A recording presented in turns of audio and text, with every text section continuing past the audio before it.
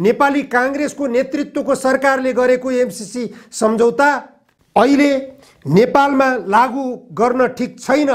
यो राष्ट्रिय हित विपरीत छ। यस सम्झौतामा उल्लेख भएका शर्तहरूले नेपालको जल सम्पदालाई यहाँबाट विद्युत उत्पादन गरेर भारतको गोरखपुरमा भण्डारण गरिने छ भनेर भनिएको छ। त्यस्तो सम्झौता पनि सम्झौता गरिसकिएको हुनाले लागू गर्नुपर्छ भन्ने धारणा तपाईँ राख्नुहुन्छ भने तपाईको विचारमा आएको विचलनले तपाईलाई यस्तो खालको चिन्तन बनाउन बाध्य बनाएको भन्ने कुरा स्पष्ट छ। नेपालको विद्युत उत्पादन गरेर गोरखपुरमा भण्डारण गर्ने सम्झौता किन गरियो? त्यस्तो सम्झौता खारेज किन नगर्ने? त्यस एमसीसी सम्झौतामा नेपालको अहितमा जति पनि कुराहरू लेखिएका छन् ती अहितमा लेखिएका कुराहरू संशोधन नगरेर पारित गर्नुपर्छ भन्ने दृष्टिकोणलाई तपाईले टेवा पुर्याउने गरिकन आफ्नो धारणा जब व्यक्त गर्नुहुन्छ अन्तर्वार्ता मार्फत तपाईमा वैचारिक विचलन आएको कुरा यसबाट पनि स्पष्ट हुन्छ। त्यसैले गर्दा माओवादको समाप्ति होइन, तपाईको विचारमा आएको संसदवादी विचारको समाप्ति जरुरी छ। संसदवाद असफल भइसकेको छ, संसारमै असफल भइसकेको छ संसदवाद। त्यसकारण यो संसदवादको विकल्पमा संविधानमै लेखिएको छ समाजवाद। संविधान सम्मत ढङ्गले समाजवाद हुँदै वैज्ञानिक समाजवाद नै आजको विकल्प हो। वैज्ञानिक समाजवाद बिना नेपाल समृद्ध बन्न सक्दैन।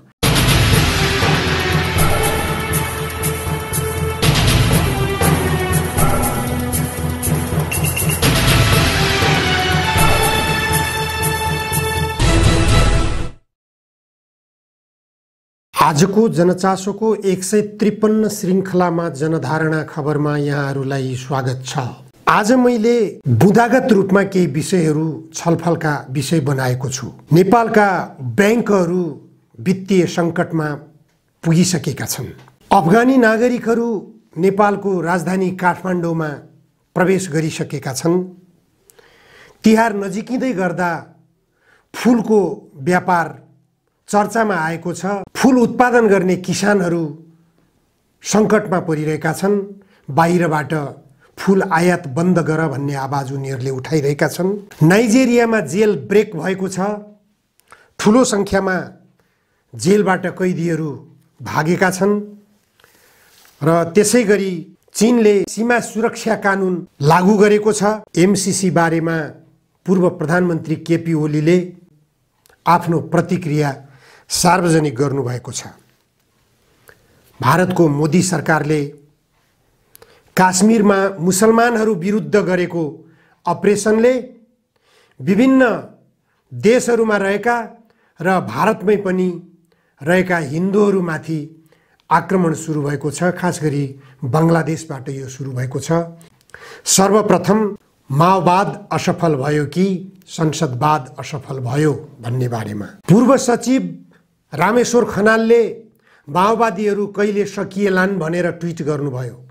माओवादीहरू नसकिँदासम्म देशले विकास गर्न सक्दैन, देशका समस्या समाधान हुँदैनन्। देशमा समस्या समाधान हुनको निम्ति माओवादीहरूको अन्त्य जरुरी छ भनेर ट्विट गर्नुभयो।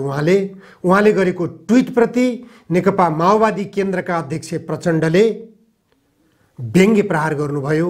यी कस्ता उच्च प्रशासक हुन् जसले माओवादीको अन्त्य चाहेका छन्। सरकारका कतिपय ठुल्ठुला महान विद्वान ब्युरोक्रेसीका ठुला भन्नेहरू चाहिँ माओवादी नसकिँदासम्म यो देशले सुख पाउँदैन भनेर सुन्नु भएको छ नि हिजो अस्ति मात्रै। कुन ती मान्छेहरू नेपालको राजनीतिमा एउटा सशक्त शक्ति भएर बस्न चाहने हो भने माओवादलाई त्यागेर अलिकति अग्रगामी अहिले त्यो माओवादले कता कता नेपालमा अब एउटा समयमा काम गरेका थियो होला। त्यसको विश्लेषण पनि फरक फरक मान्छेको फरक फरक हुन्छ होइन। कतिपय मान्छेहरू पीडित हुनुभएको छ। 6 लाख परिवार विस्थापित भएको तथ्याङ्क छ त्यो बेलामा। जुन माओवादीले आज देशलाई यो खालको परिवर्तनमा ल्याइ पुर्याएको छ त्यही माओवादीका विरुद्ध उनी यसरी किन बिख बमन गरिरहेका छन् भन्ने प्रसङ्ग अध्यक्ष प्रचण्डले सार्वजनिक गर्नुभयो। यो चर्चाको विषय बनेको छ। पूर्व सचिव रामेश्वर खनाललाई म स्वयंले विद्यार्थी जीवनदेखि चिन्दछु। उहाँ बाँके जिल्लामा सहकारी अधिकृतको रूपमा कार्यरत हुनुहुन्थ्यो। पञ्चायतकालमा रामेश्वर खनाल कम्युनिस्ट कार्यकर्ता हुनुहुन्थ्यो। उहाँ तत्कालीन नेकपा मालेको कार्यकर्ताको रूपमा भूमिगत दस्तावेजहरू विद्यार्थीहरूलाई उपलब्ध गराएर राजनीतिक आन्दोलनलाई अगाडि बढाउने एकजना प्रेरणाका पात्र हुनुहुन्थ्यो। कर्मचारी हुँदाहुँदै पनि राजनीतिक सङ्गठनमा आबद्ध भएर काम गर्नु त्यो बेला ठुलो जोखिम मानिन्थ्यो। प्रशासनबाट छलिएर, प्रशासनबाट बचेर त्यसरी कम्युनिस्ट आन्दोलनलाई टेवा पुर्याउनु, भूमिगत रूपमा पार्टीका दस्तावेजहरू विद्यार्थीहरूलाई उपलब्ध गराउनु र विद्यार्थीहरूलाई आर्थिक सहयोग समेत उपलब्ध गराएर विद्यार्थी आन्दोलनलाई ऊर्जा प्रदान गर्ने काम रामेश्वर खनालले गर्नुहुन्थ्यो। रामेश्वर खनालको विगतको जीवन कम्युनिस्ट जीवन थियो। उहाँ माओवादी लाइनमा आबद्ध हुनुहुन्थ्यो। उहाँ मालेमा बादमा आबद्ध हुनुहुन्थ्यो।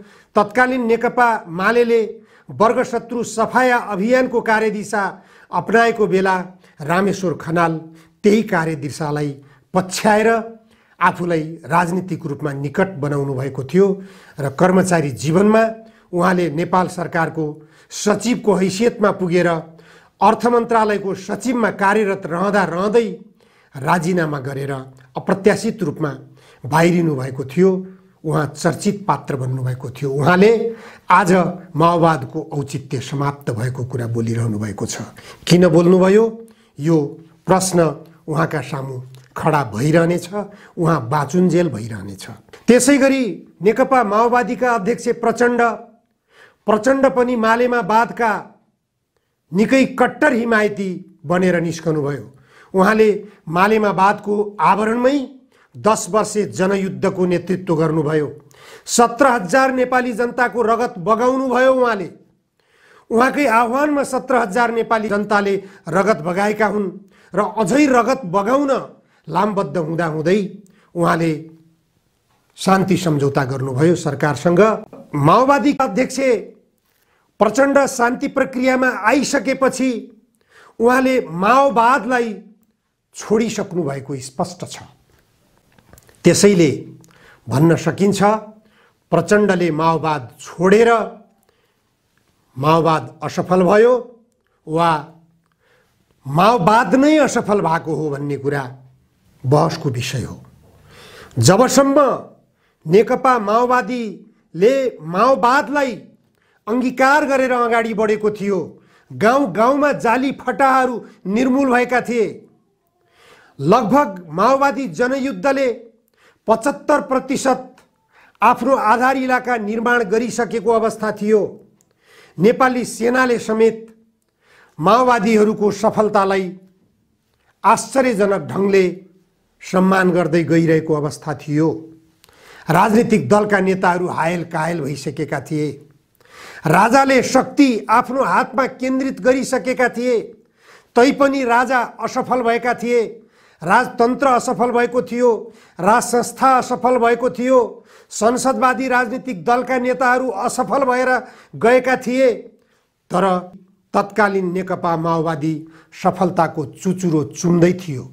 त्यो अवस्थामा नेकपा माओवादीको नेतृत्वले शान्ति सम्झौता मार्फत संसदवादलाई अंगीकार गर्न पुग्यो। संसदवादलाई अंगीकार गरेपछि नेकपा माओवादी कहाँ पुग्यो आज हामीले देखिरहेका छौं।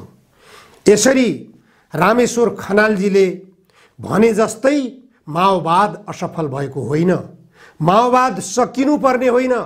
माओवाद सकिनु भनेको देश अधोगतितर्फ जाने हो। चीनको सन्दर्भमा भन्ने हो भने पनि चीनमा अध्यक्ष माओ त्से-तुङले नै बीजारोपण गरेको राष्ट्रियताको जग बलियो भयो। अध्यक्ष माओ त्से-तुङले नै विकास गरेको आर्थिक उन्नतिको बाटोमा चीन अगाडि बढ्यो।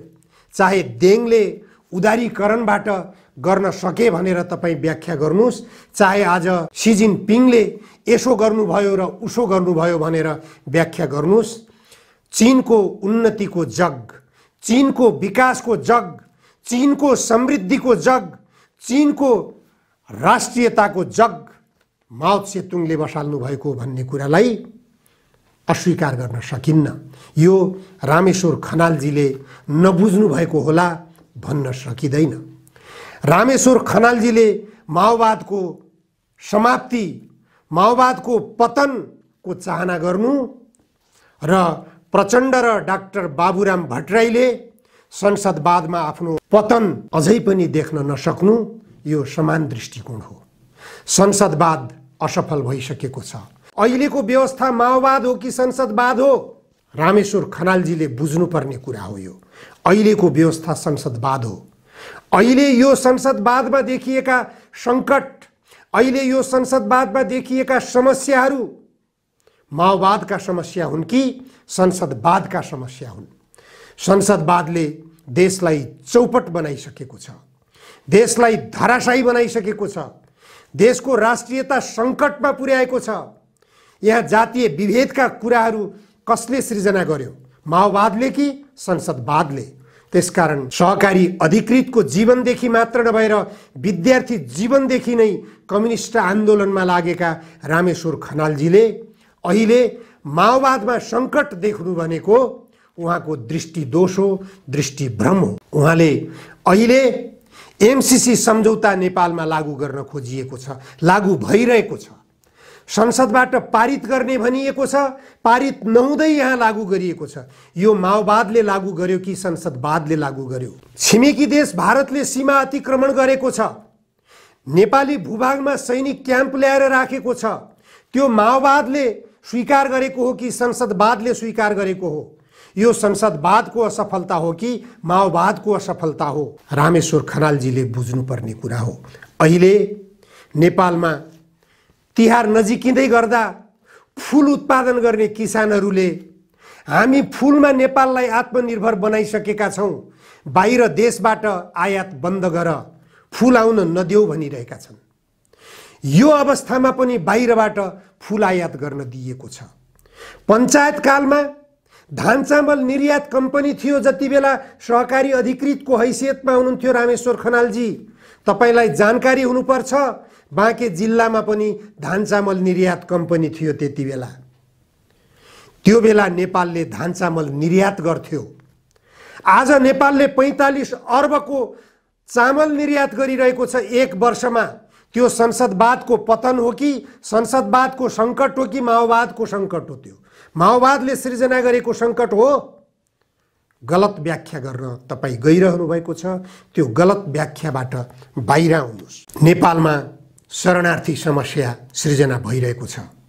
चीनको तिब्बतबाट भागेर आउने नागरिकहरू पनि नेपालमा शरणार्थीका रूपमा बसिरहेका छन्। नेपालमा शरणार्थीको रूपमा बसिरहेका छन् भुटानी नागरिकहरू। भुटानबाट लखेटिएर भारत भूमि हुँदै नेपालमा आइपुगेका छन्। अहिले अफगानी नागरिकहरू भारत भूमि हुँदै नेपालको राजधानी काठमाडौँमा आइपुगेका छन्। रोहिङ्ग्या नागरिकहरू यहाँ शरणार्थीको रूपमा भित्रिसकेका छन् भन्ने कुरा देखिराख्नु भएको छ। विभिन्न मुलुकका नागरिकहरू शरणार्थीको रूपमा, आश्रय स्थलको रूपमा नेपाललाई बनाउन थालिरहेका छन्। यो समस्या कसले सृजना गरेको हो? यो संसदवादले कि माओवादले? यो समस्या गम्भीरतापूर्वक विश्लेषण गर्न जरुरी छ। अन्यथा रामेश्वर खनालजीले एउटा अन्तर्वार्तामा बोल्नुभएको सुनियो। उहाँले जब विचारमा परिवर्तन आउँछ तब व्यवहारमा पनि परिवर्तन आउँछ। अवश्य पनि यो अवश्य हो। रामेश्वर खनालजी जबसम्म सहकारी अधिकृतको रूपमा कार्यरत हुनुहुन्थ्यो त्यो बेला तपाईँ माओवादलाई पछ्याउनुहुन्थ्यो। तपाईको विचार दृढ थियो, तपाईको व्यवहार पनि त्यही अनुकूल थियो। तपाईँ अत्यन्त परिष्कृत व्यवहार गर्नुहुन्थ्यो। त्यो बेला जनपक्षीय व्यवहार थियो। अहिले एमसीसी पक्षीय व्यवहार गर्दै हुनुहुन्छ। तपाईँ एमसीसी सम्झौताका पक्षमा तपाईका विचारहरू आउँछन्। नेपाली काङ्ग्रेसको नेतृत्वको सरकारले गरेको एमसीसी सम्झौता अहिले नेपालमा लागू गर्न ठिक छैन। यो राष्ट्रिय हित विपरीत छ। यस सम्झौतामा उल्लेख भएका शर्तहरूले नेपालको जल सम्पदालाई यहाँबाट विद्युत उत्पादन गरेर भारतको गोरखपुरमा भण्डारण गरिने छ भनेर भनिएको छ। त्यस्तो सम्झौता पनि सम्झौता गरिसकिएको हुनाले लागू गर्नुपर्छ भन्ने धारणा तपाईँ राख्नुहुन्छ भने तपाईको विचारमा आएको विचलनले तपाईलाई यस्तो खालको चिन्तन बनाउन बाध्य बनाएको हो भन्ने कुरा स्पष्ट छ। नेपालको विद्युत उत्पादन गरेर गोरखपुरमा भण्डारण गर्ने सम्झौता किन गरियो? त्यस्तो सम्झौता खारेज किन नगर्ने? त्यस एमसीसी सम्झौतामा नेपालको अहितमा जति पनि कुराहरू लेखिएका छन् ती अहितमा लेखिएका कुराहरू संशोधन नगरेर पारित गर्नुपर्छ भन्ने दृष्टिकोणलाई तपाईले टेवा पुर्याउने गरिकन आफ्नो धारणा जब व्यक्त गर्नुहुन्छ अन्तर्वार्ता मार्फत, तपाईमा वैचारिक विचलन आएको कुरा यसबाट पनि स्पष्ट हुन्छ। त्यसैले गर्दा माओवादको समाप्ति होइन, तपाईको विचारमा आएको संसदवादी विचारको समाप्ति जरुरी छ। संसदवाद असफल भइसकेको छ, संसारमै असफल भइसकेको छ संसदवाद। त्यसकारण यो संसदवादको विकल्पमा संविधानमै लेखिएको छ समाजवाद। संविधान सम्मत ढङ्गले समाजवाद हुँदै वैज्ञानिक समाजवाद नै आजको विकल्प हो। वैज्ञानिक समाजवाद बिना नेपाल समृद्ध बन्न सक्दैन। रामेश्वर खनालजीले पनि नेपाललाई समृद्ध बनाउन चाहनुहुन्छ। यदि प्रचण्डजीले पनि नेपाललाई समृद्ध बनाउन चाहनुहुन्छ यदि भने माओवादकै बाटो, चाहे जुनसुकै बाटो भन्नुस् तपाई, माओवादलाई बिर्सिनुस्।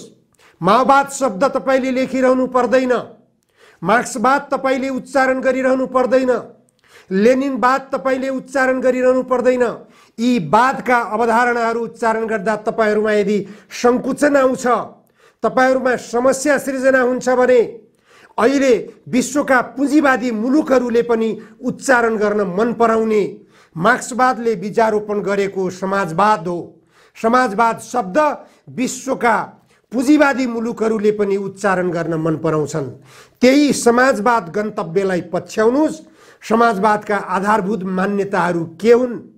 समाजवादका आधारभूत मान्यताहरू कुनै देशको उपनिवेश बनाउने होइन, छिमेकी देशहरू विरुद्धमा, छिमेकी देशहरू बीचमा भिडन्त गराउने समाजवादको गन्तव्य होइन। त्यसकारण समाजवादको गन्तव्य भनेको नेपाललाई समृद्ध बनाउने हो। समाजवादको गन्तव्य भनेको नेपाललाई आत्मनिर्भर बनाउने हो। समाजवादको गन्तव्य भनेको विदेशी हस्तक्षेपको विरुद्धमा देशलाई आत्मनिर्भर बनाएर उभ्याउने हो, देशको राष्ट्रियता बलियो बनाउने हो भन्ने कुरा बुझ्न जरुरी छ।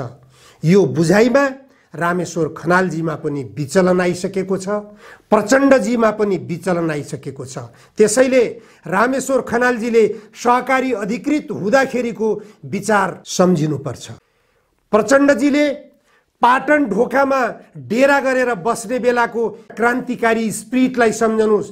त्यही क्रान्तिकारी स्पिरिटले तपाईलाई 10 वर्षे जनयुद्धको नेतृत्व गर्न पुर्याएको थियो।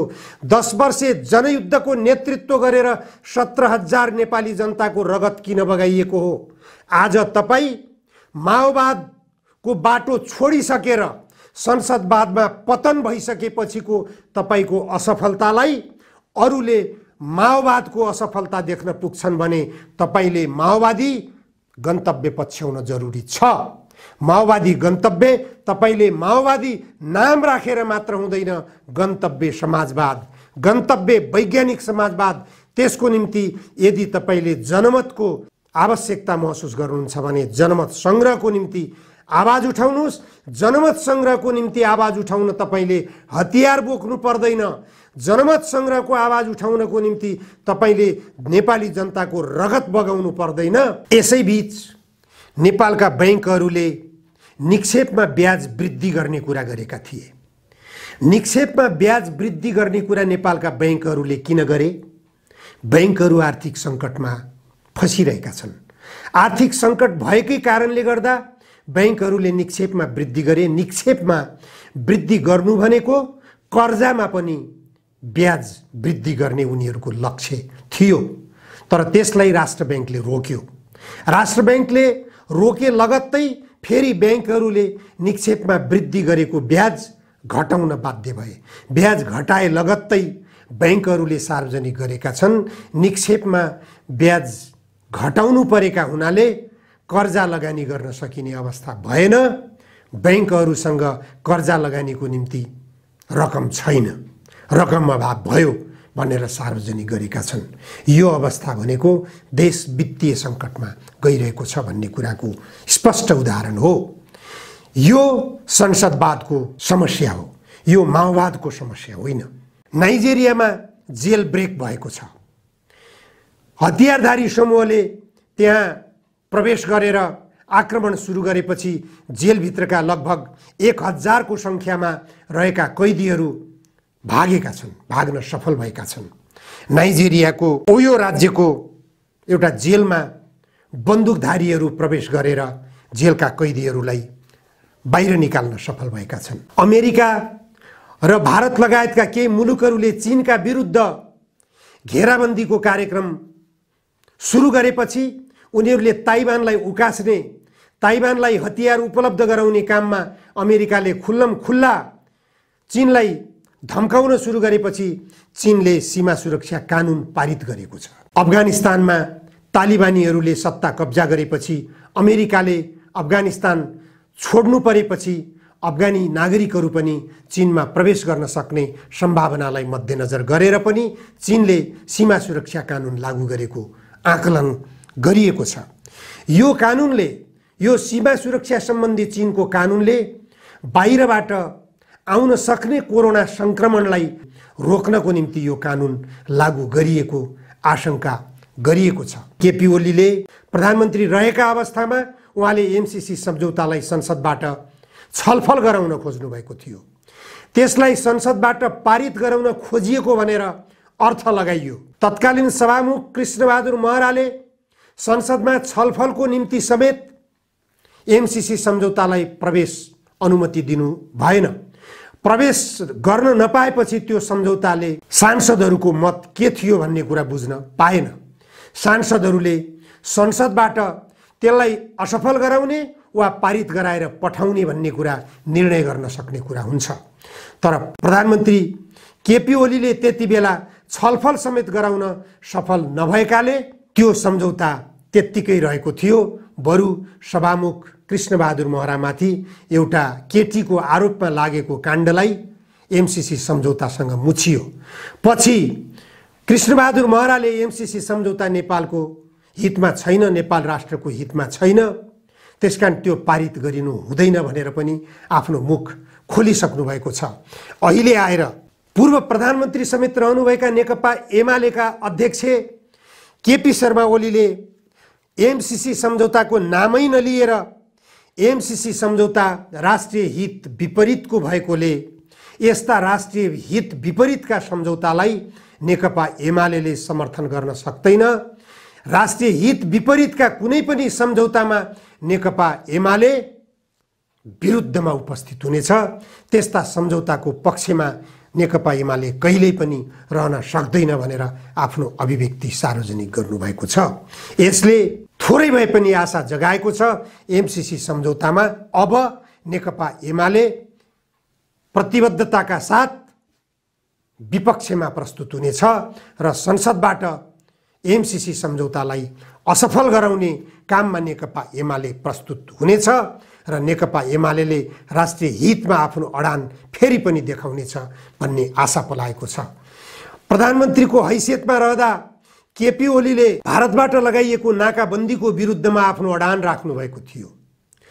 प्रधानमन्त्री केपी ओलीले भारतले अतिक्रमण गरेको नेपाली भूमिलाई नेपालको संसदबाट पारित गराएर नेपालको नक्सामा समेट्न सफलता हासिल गर्नुभएको थियो।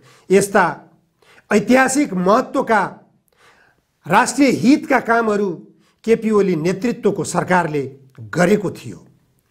त्यसकारण पनि केपी ओलीले नेकपा एमालेलाई राष्ट्रघाती सम्झौता हो भन्ने जान्दा जान्दै एमसीसी संसदबाट पारित गराउने गम्भीर त्रुटि गर्नु होला भनेर शङ्का गर्न पर्ने अवस्था छैन। उहाँले राष्ट्रिय हित विरुद्धको सम्झौतामा नेकपा एमाले प्रस्तुत हुने छैन भनेर आफ्नो अभिव्यक्ति दिएपछि यो आशा आम नेपाली जनतामा पलाएको छ। यसैबीच भारतको मोदी सरकारले काश्मीरमा विगत 2 वर्षदेखि काश्मीरका मुसलमानहरूलाई बन्द कोठामा थुनेको छ। 80 लाख काश्मीरी मुसलमानहरू 2 वर्षदेखि कर्फ्यूमा छन्। उनीहरूका टेलिफोन विच्छेद गरिएका छन्, इमेल विच्छेद गरिएका छन्, मोबाइलहरू विच्छेद गरिएका छन्, उनीहरूका सामाजिक सञ्जालहरू विच्छेद गरिएका छन्। एक किसिमको जेल जीवन उनीहरूले बिताइरहेका छन्। अहिले भारतका गृहमन्त्री काश्मीर दौडमा हुनुहुन्छ। काश्मीरमा मेजर अपरेसन चलिरहेको छ। त्यहाँ आतंककारीहरूलाई अपरेसन गर्ने नाममा काश्मीरी मुसलमानहरूलाई मुजाहिद्दिनको नाममा सरेआम हत्या गरिएको छ, गोली हानेर हत्या गरिएको छ, आतंककारीको नाममा मुठभेडको नाममा मार्ने काम भएको छ। मुजाहिद्दिनहरूले पनि भारतीय सेनालाई समेत मारिरहेका छन्। भारतीय सेना, भारतीय प्रहरीहरूको संयुक्त कमान्ड त्यहाँ दमनमा उत्रिएको छ। यो अवस्थाले गर्दा बांग्लादेशका हिन्दूहरूमाथि मुस्लिमहरूबाट आक्रमण भइरहेको छ। जहाँ जहाँ हिन्दूहरू अल्पसङ्ख्यामा रहेका छन् ती ठाउँमा मुसलमानहरूको निशानामा पर्ने गतिविधि सृजना भइरहेको छ। यो गतिविधिले गर्दा विश्वव्यापी रूपमै अल्पसङ्ख्यकमा रहेका हिन्दूहरूमाथि आक्रमण हुने, हिन्दू धर्म सङ्कटमा पर्ने, हिन्दू सनातन धर्म सङ्कटमा पर्ने अवस्था सृजना भएको छ। बांग्लादेश धर्मनिरपेक्ष मुलुक हो। धर्मनिरपेक्ष मुलुक हुँदाहुँदै पनि हिन्दूहरूमाथि, अल्पसङ्ख्यक हिन्दूहरूमाथि किन आक्रमण भयो भन्ने कुरा नेपालमा सोच्न जरुरी छ।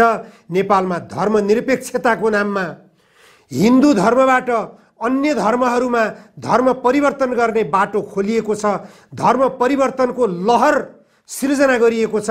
हिन्दूबाट क्रिस्चियन बन्ने, हिन्दूबाट मुस्लिम बन्ने अभियान चलाइएको छ। हिमाली जिल्लाहरूमा क्रिस्चियन धर्महरूका झन्डा गाडिएका प्रत्येक घरहरूमा देख्न सकिन्छ। यो अवस्थाले भोलि नेपालको कारुणिक दृश्य देखिरहेको छ। यो अवस्थातर्फ पनि नेपाल सरकार, नेपालका संसदवादी दलहरू सचेत बन्न जरुरी छ। माओवादी केन्द्रका अध्यक्ष प्रचण्डजी र पूर्व सचिव रामेश्वर खनालजी होशियार हुनुहोस्। यो माओवादले सृजना गरेको समस्या होइन। यो धर्मनिरपेक्षताको नाममा धर्म परिवर्तनको अभियान माओवादले ल्याएको होइन। यो संसदवादले सृजना गरेको सङ्कट हो। धार्मिक सङ्कट संसदवादले सृजना गरिरहेको छ। जातीय सङ्कट संसदवादले सृजना गरिरहेको छ। आर्थिक सङ्कट संसदवादले सृजना गरिरहेको छ। राष्ट्रियताको सङ्कट संसदवादले सृजना गरिरहेको छ। यी सबै सङ्कटबाट मुक्ति पाउनको निम्ति वैज्ञानिक समाजवाद, तर तपाईहरूले फेरि पनि स्वीकार गर्नै पर्छ, वैज्ञानिक समाजवादको बाटो माओवादीहरूकै बाटो हो फेरि पनि। हस्, आजलाई यति मात्र। धन्यवाद।